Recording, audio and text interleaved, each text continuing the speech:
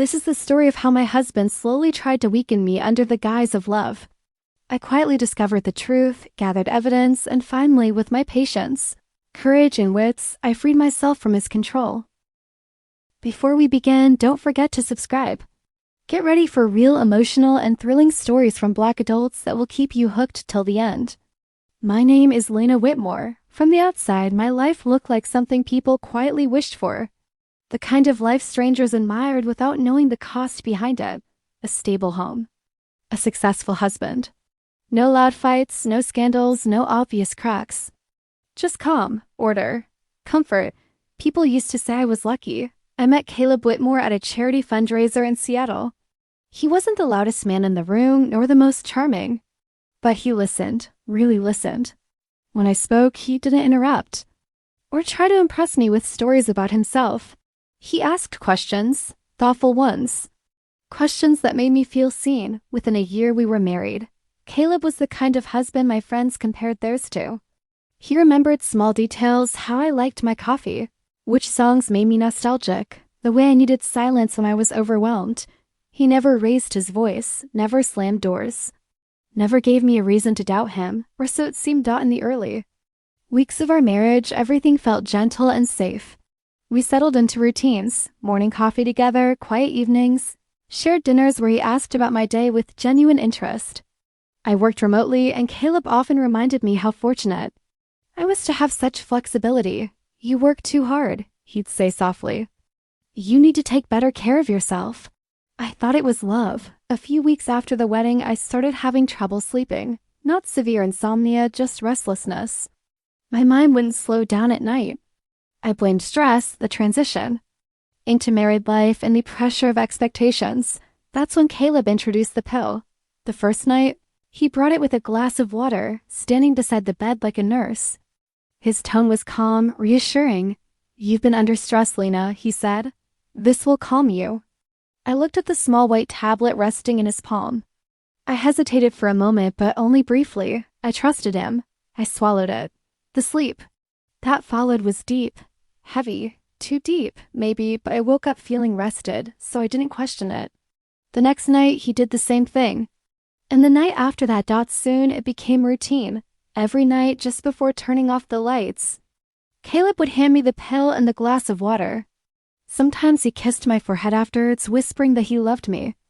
Sometimes he stayed quiet, watching until I lay back against the pillow. I never asked what the pill was, because love teaches you strange rules, because questioning care feels ungrateful, because doubt in marriage is often mistaken for disrespect. So I didn't doubt, at least not at first, but slowly something inside me began to feel off. Mornings became fuzzy. I would wake up knowing I had slept, but not remembering falling asleep. Small details from the night before felt erased, as if someone had taken a cloth and gently wiped them away. Conversations felt incomplete in my memory. Time slipped. Caleb would notice me rubbing my temples or staring too long at nothing. "You okay?" He'd ask, I'd nod. "Just tired," he'd smile, satisfied. "I told you, you needed rest." Everyone around me still envied my life. My coworkers commented on how calm I seemed lately. My friends joked that marriage had softened me. They didn't see the subtle changes. They didn't see how I started double-checking myself, how I opened my laptop and feel unsure whether I'd already read an email, how my confidence slowly thinned, thread by thread. At night, when Caleb handed me the pill, a strange thought sometimes flickered in my mind, a quiet, uncomfortable question: why do I need this every night? But I swallowed the question along with the pill, because Caleb was my husband, because he cared, because everyone envied my life, and because I had no idea that the calm everyone admired through it was no peace at all. It was control. I would wake up and, for a moment, everything seemed normal. The light filtered through the curtains the same way it always had. The room smelled like clean sheets and the faint trace of Caleb's cologne. My body felt rested, almost too rested, as if I had sunk into sleep instead of drifting there naturally. But beneath that calm surface, something was missing. It was the kind of absence you can't name right away. Not pain, not fear. Just a quiet gap, like a sentence that ends too early.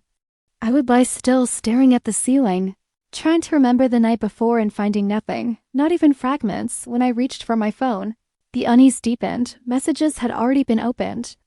Some were marked as read, others archived.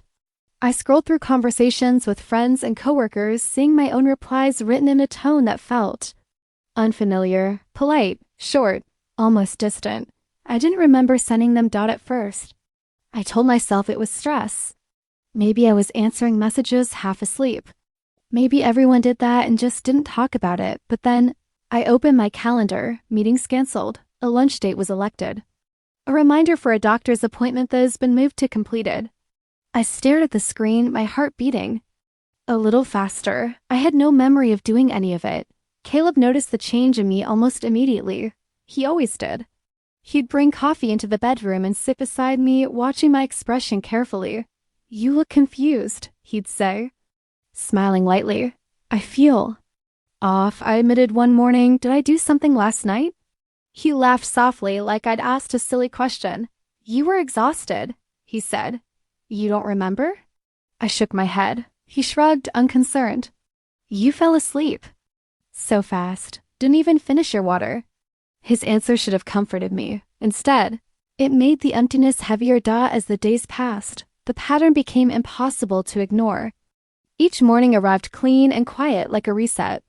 And each time, I felt as though I'd lost something during the night, something important enough to matter, but subtle enough to stay invisible. I started leaving myself notes, little things. At first, call mom. Reply to Jason. Don't forget the meeting at 3. But when I woke up, those notes were gone, not crumpled. Not hidden. Just gone. When I asked Caleb if he'd seen them, he frowned slightly, as if genuinely confused. "You've been misplacing things a lot lately," he said gently. "That happens when you're overwhelmed." The way he said it made me feel small, unreliable, like my own memory couldn't be trusted anymore. I began to doubt myself. Maybe I really was doing things and forgetting. Maybe the problem wasn't the nights, it was me. At work, my manager asked if everything was okay. I'd missed a deadline I was sure I'd completed. A file had been renamed, then moved, then deleted entirely. "I don't know what's happening," I said, embarrassed. Caleb encouraged me to slow down. "Take fewer responsibilities," he suggested. "You don't have to prove anything to anyone." His concerns sounded sincere, loving even, but somewhere deep inside me, a quiet voice refused to be silenced. Something is wrong. It wasn't fear yet. It was instinct.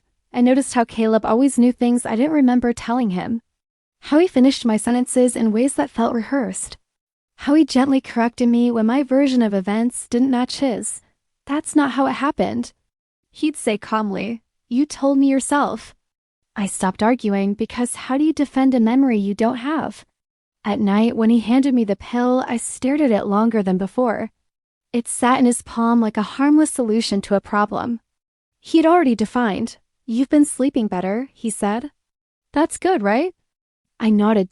Because it was easier than explaining the truth. The truth was that I no longer trusted my mornings. I no longer trusted my phone, my calendar, or my own thoughts. And worst of all, I no longer trusted the silence inside my head, the silence where memories were supposed to live. I didn't remember what was happening, but my heart did. It tightened every morning, as if bracing itself for something it knew was coming, something I couldn't yet see, something is waiting for me in the hours I could no longer remember.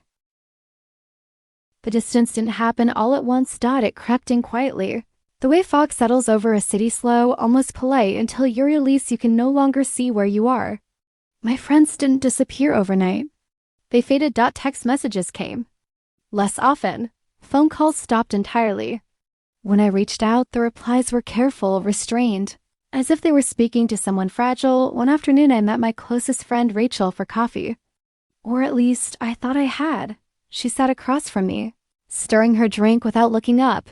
"You've been different lately," she said, finally. Different. The word felt heavier than it should have. "How?" I asked. She hesitated. "You cancel plans at the last minute. You forget conversations. Sometimes you sound distant, like you're not really there." I wanted to argue. I wanted to tell her she was wrong. But the truth was, I didn't know anymore. "I've just been tired," I said weakly. Rachel sighed. "That's what you said last time." When we left, she hugged me carefully, the way you hug someone you're not sure you're a copness. She didn't suggest meeting again. After that, the silence grew louder. I started checking my bank account more. Often not because I was spending too much, but because something fell off. Notifications that used to pop up instantly were gone. No alerts for withdrawals. No warnings for changes. I went into my banking app and saw transfers I didn't remember. Approving, small amounts spread out. Easy to overlook. Easy to explain away as normal expenses, except they weren't normal. When I asked Caleb about it, he didn't look surprised. I told you we adjusted some things, he said calmly. You asked me to help manage the finances while you focus on getting better. Getting better. The words echoed in my head. I don't remember asking that, I said. He smiled softly. That's the problem, Lena. That was the moment my unease turned into fear. A week later, I received a call from a clinic I had never visited. They asked to confirm my upcoming appointment. For what? I asked. There was a pause. Then the receptionist said, for your follow-up evaluation. Evaluation of what?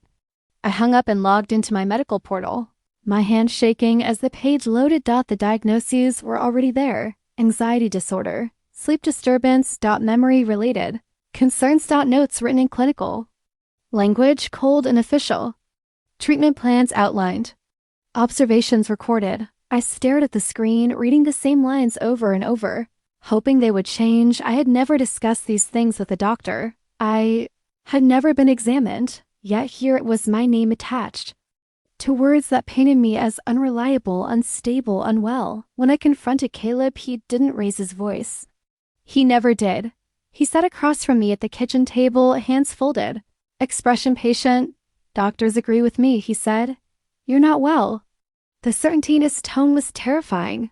I feel fine, I insisted. I work, I function. You forget, he interrupted gently. That's not fine. He slid his phone across the table. On it were emails, appointment confirmations, and notes from professionals. Everything documented. Everything convincing. I felt trapped inside a story I hadn't written. You've been under a lot of stress, he continued, and stress can do terrible things to the mind. You asked me to step in, to protect you. Protect me. From what?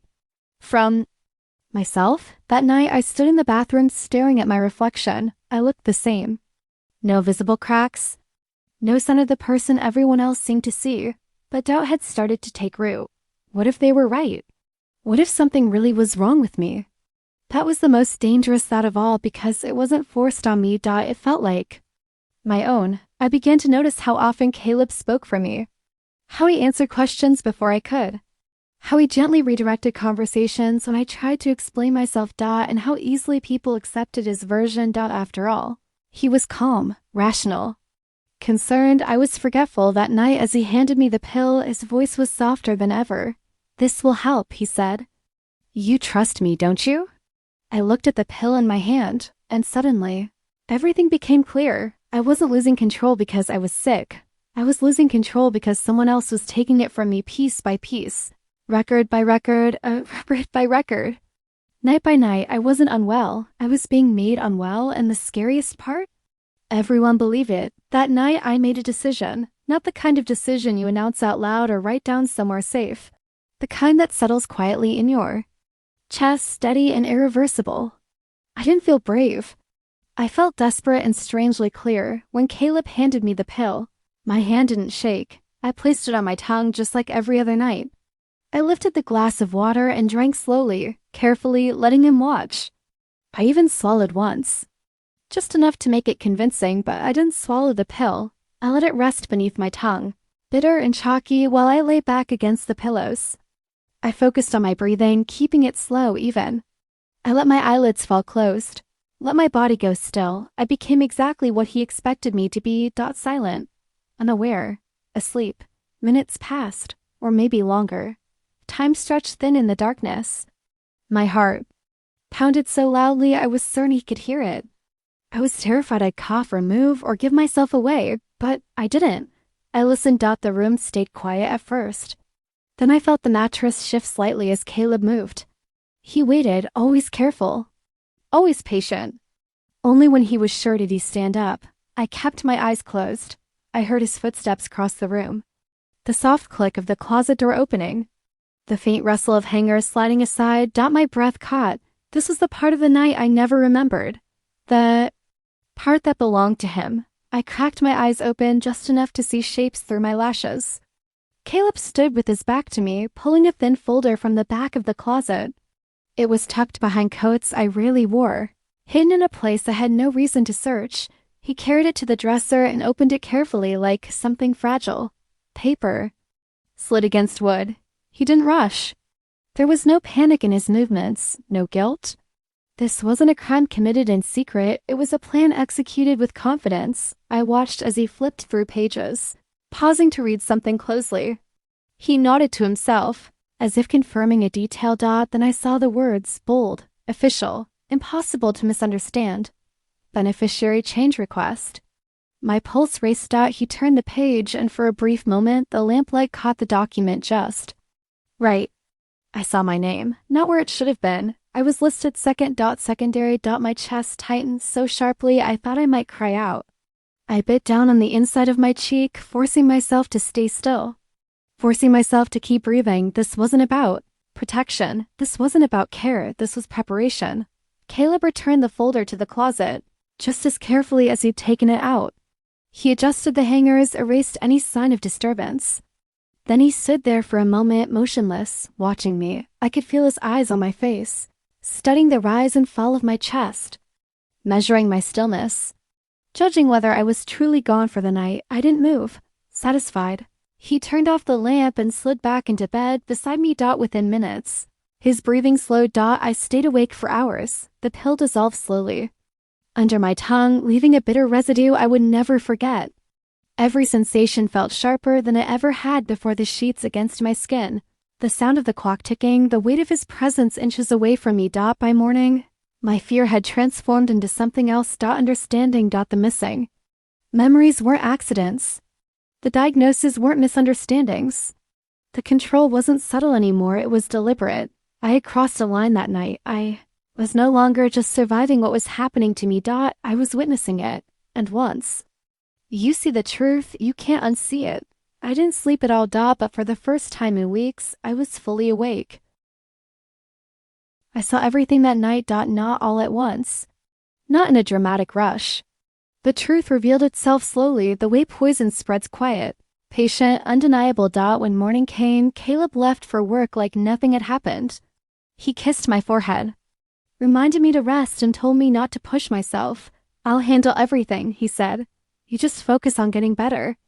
The door closed behind him, and for the first time in weeks, I didn't feel confused. I felt focused. My hands were steady as I walked into the bedroom closet. I knew exactly where the folder was, behind the coats. Tucked out of sight, waiting. I pulled it out and carried it to the kitchen table, my heart pounding so hard it echoed in my ears. Inside were documents layered with intention. Emails first, printed. Copies organized by date. Conversations between Caleb and people I didn't know, an attorney, an insurance representative, a medical consultant. The tone was careful, calculated. Given her condition, this timeline seems reasonable. We want to avoid raising unnecessary concerns. Her history already supports the narrative.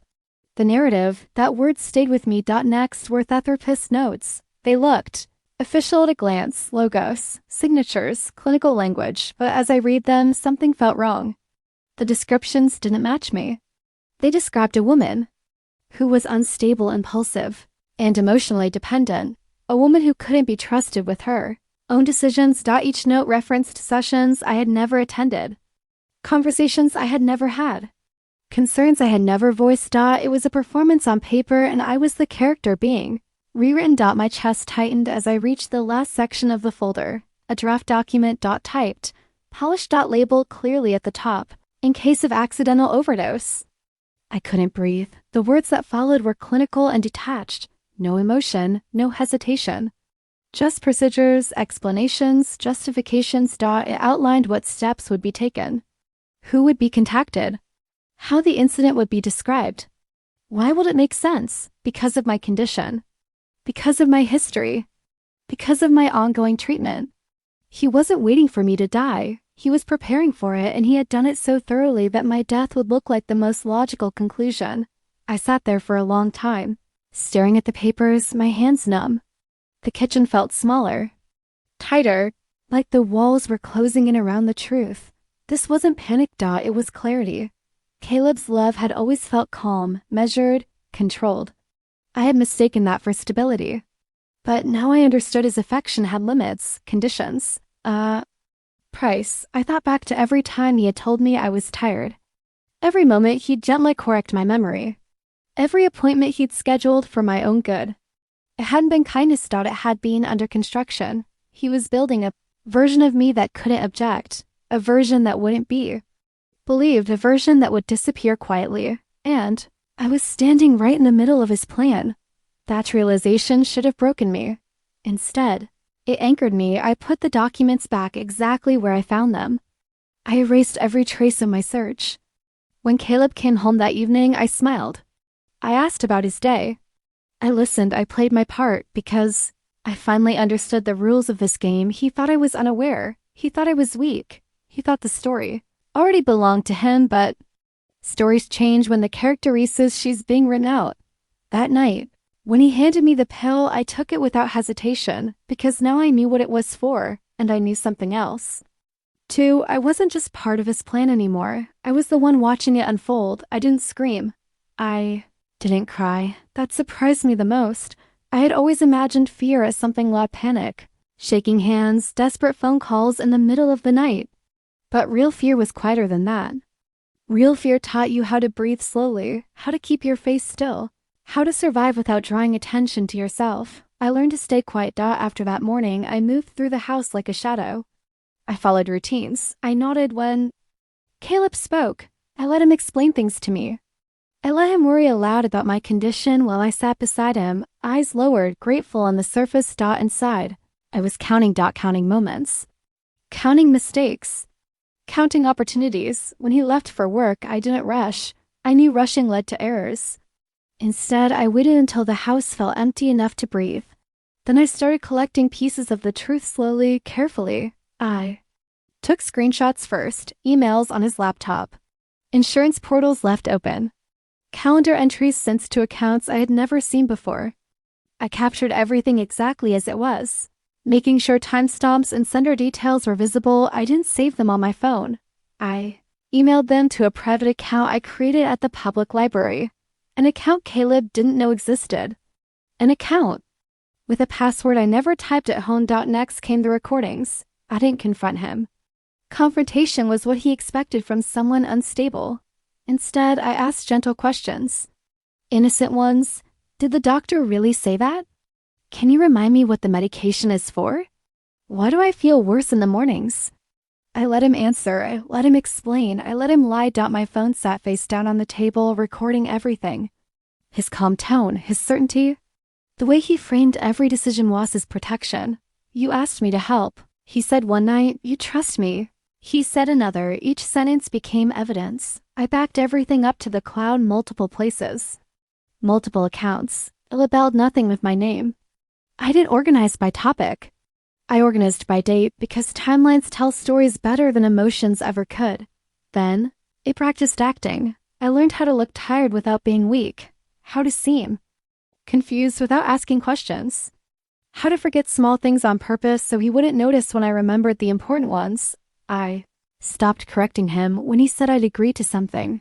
I nodded. When he reminded me of an appointment I didn't remember, I thanked him. When he told people I wasn't well, I smiled apologetically. They believed him more each day, and that was exactly what I needed. Because the most dangerous moment isn't when someone suspects something is wrong. It's when they think everything is under control. At night, I still took the pill or pretended to. I learned how to hide it easily, how to dispose of it safely later. I learned how to fake the heaviness in my limbs, how to slow my breathing, how to disappear into stillness. Caleb watched me closely, but not closely enough. He grew more confident, more relaxed. He started leaving documents open longer, speaking more freely. He believed the version of me he had created, the broken one, the dependent one, the silent one. He didn't realize since isn't surrender. Silence is a strategy. I never told my friends what was happening. Not yet. I knew how it would sound. I knew what they'd say. Are you sure? He seems so supportive. Maybe you really need help.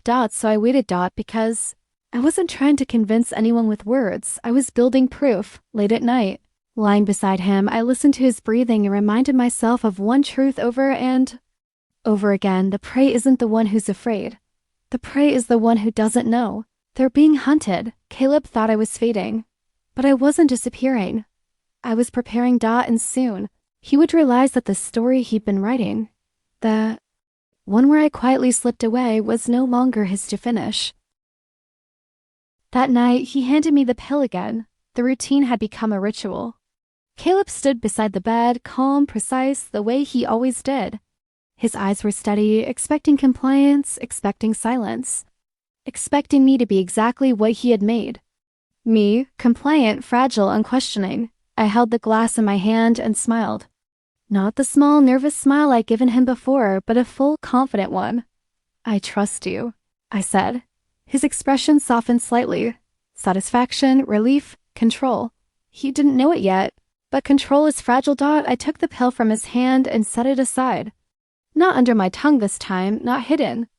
I placed it carefully in a small evidence bag I prepared days ago, labeled and sealed. Everything had a place.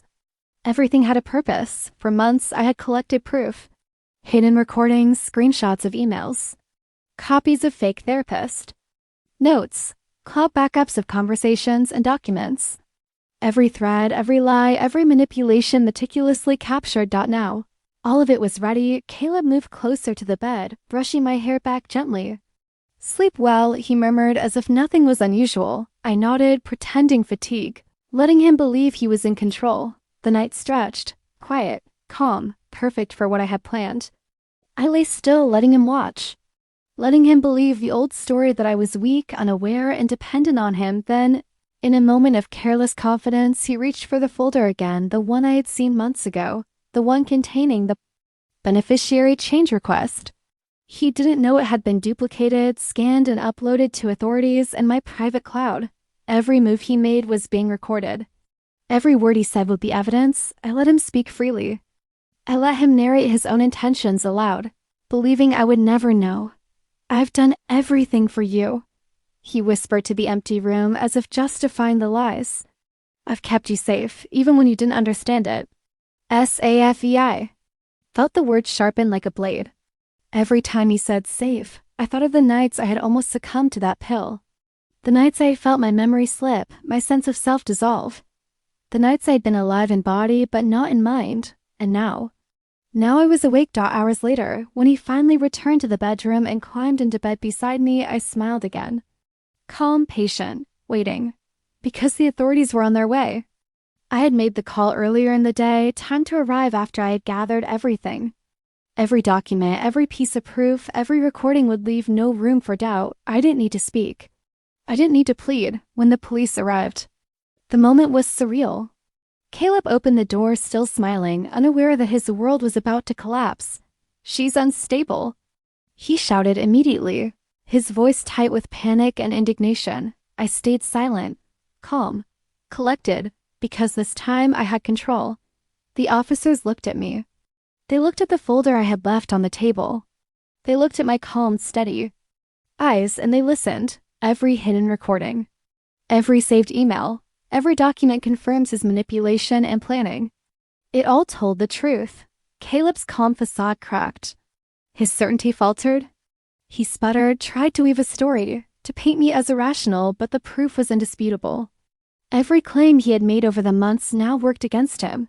Every calculated lie, every fabricated diagnosis, every staged act of concern, everything had been documented. He wasn't controlling the narrative anymore. He wasn't even narrating the story. I was. The silence in the room was heavy as the officers took notes. Caleb's face went pale, realization dawning too late. His eyes searched mine, not for compliance, but for a hint of mercy. There was none. I didn't flinch. I didn't cry. I didn't speak because I had waited too long. And now the scales had shifted. Everything he thought he owned, my mind, my body. My life was mine again. I remembered every pill I had swallowed in trust. Every morning I had woken without memory, every lie he'd crafted to isolate me, and I let it fuel me, not destroy me. By the time the authorities escorted him out, Caleb was silent. His words had failed him. His threats, his manipulations, his careful planning all rendered powerless by patience. Observation and courage he never anticipated in me. I stood at the window watching him leave, the night air cool against my skin. The city outside was calm, unaware of the storm that had just ended inside our home. I felt something I hadn't felt in months. Peace. Not a shallow calm, but the kind that comes from reclaiming your own story, from turning survival into triumph. I was no longer a character in someone else's plan. I was the author of my own life again, and in that moment, I realized something important. Fear is only dangerous if you let it own you. But courage, quiet and deliberate, can rewrite everything. Caleb had thought he controlled me. He had thought he could dictate the story, but the night had changed. Everything .control had shifted, and I was finally free. The storm inside me settled into a steady heartbeat. I smiled genuinely for the first time in what felt like forever. Because the off-story he tried to write?